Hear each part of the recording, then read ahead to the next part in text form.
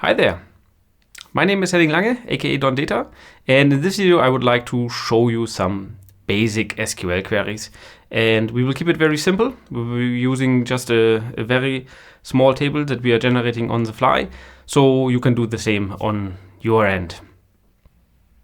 As an anchor point, I will be using an SQL query cheat sheet, which I have created for you. You can download it, link is in the description for free.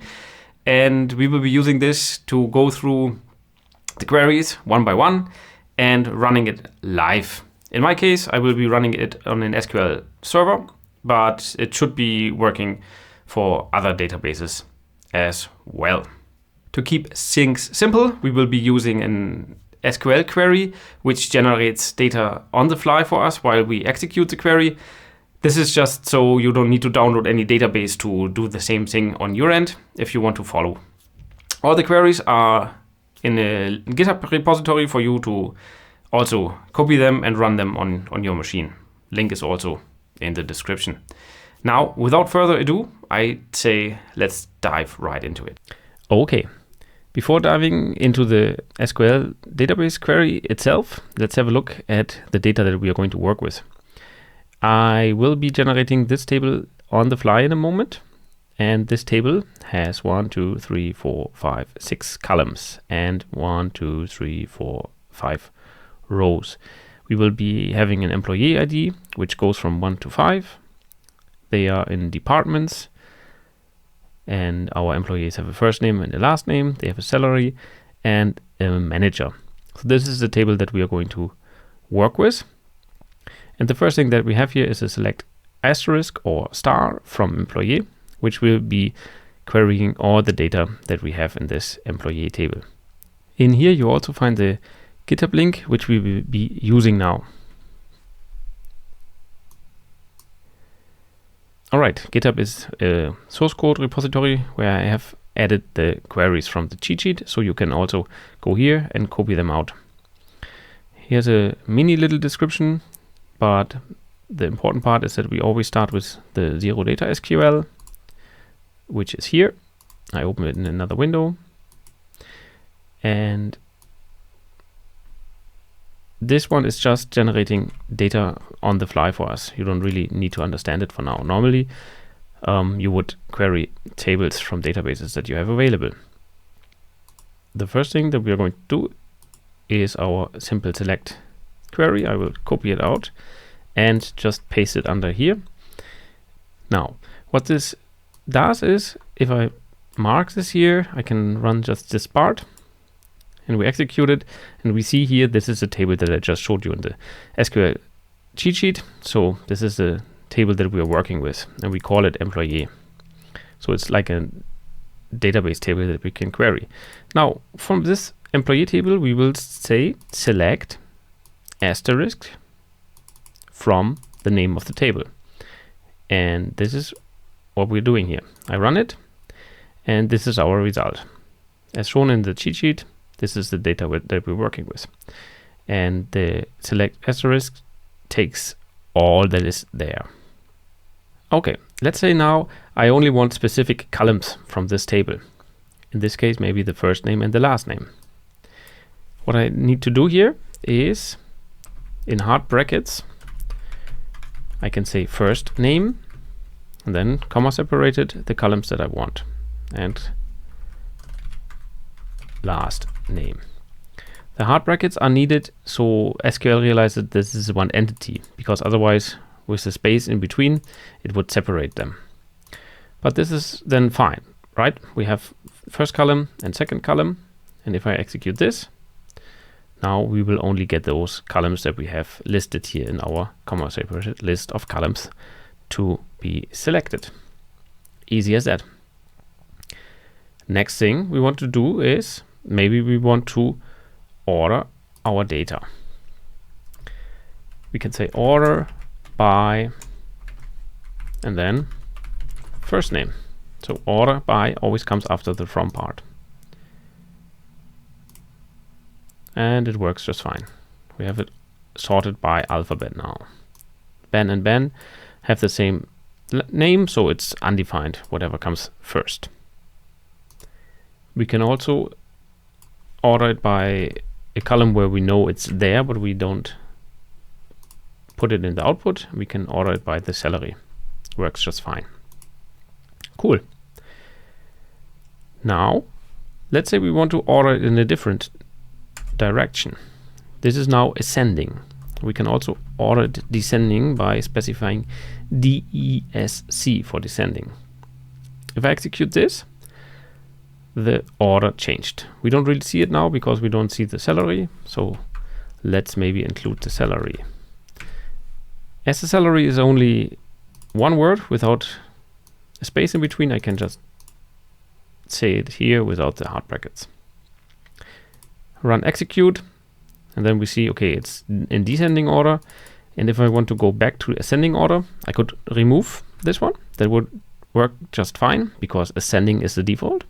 But I can also specify it here, ASC for ascending. If I execute this, the results are in a different order. We start with the 1000 and then 100,000 is last. Cool. Next up would be, now we are always showing all 5 rows of our table. Let's say we just want the first 2. In this case, directly after the select, let's put this one in the next row, we can add the top statement. And then in parentheses, how many rows do we want? We want the top 2 rows of our query. Execute this, and fair enough, this is exactly what we get. You see, you get the ones in the ordered direction. So it's first ordering and then giving us the last one. If I specify it to descending again, we will get the top 2 by descending salary. So Ben Smith is our winner here on the salary spectrum. Cool. That's already the top statement. Next up, we saw we have 2 Bens in our list. And let's also remove the order by here, make it very simple again. We have 2 Bens and a John, an Ed, and a Norman. And if we want each individual value only one time, we can specify a distinct, which gives us only the distinct values of this list. So if I run this, expected is that we will only see 1 Ben instead of 2. And sure enough, that's what we have here. Ben is only one time available. That's the distinct keyword. The last one that I'm going to show you in this video is probably the most difficult to remember, and therefore it's good to have the cheat sheet available.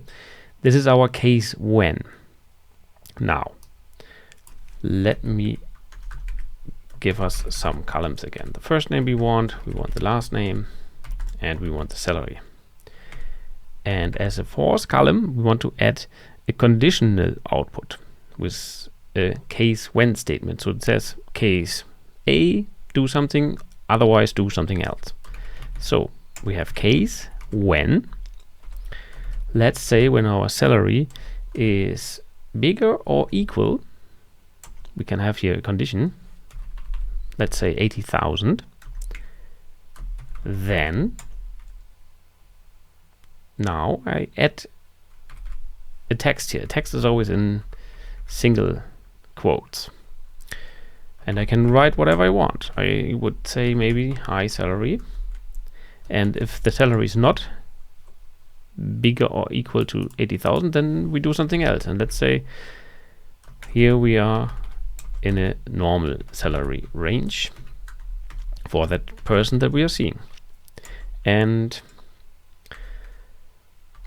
that's it. So the case when is always ended with an end.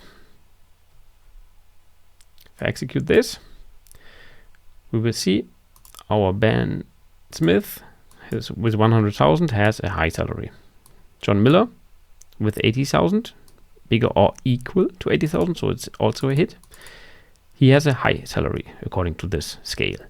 And all the other ones have a normal salary. Now, one last thing that is poking in the eye is that we have here a no column name. Perfectly fine, but let's say we want to give it a column name, then we would say this result here as, and then If we want to have something with space in between, we do again the hard brackets, but if not needed. And let's give it a name. So let's call it salary bucket. Run it again. Now we call this column our salary bucket.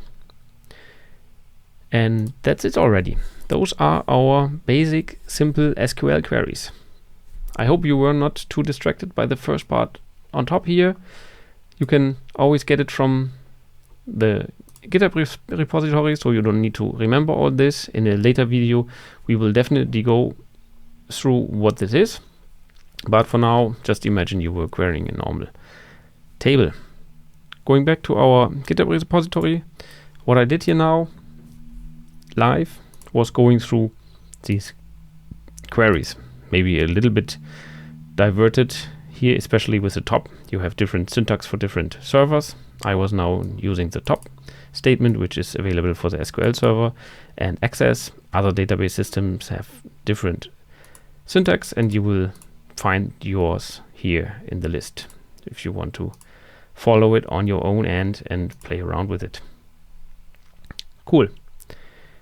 That's it for this video. In our list, we are now here with the case when, and in the next video, I will show you how we filter our data using a where statement. If you're interested, just follow this playlist and the next one will get you there. So for now, I would like to encourage you to download the cheat sheet from my website for free. We were now covering the basic queries here, and here you can again see filtering would be the next video. See you there.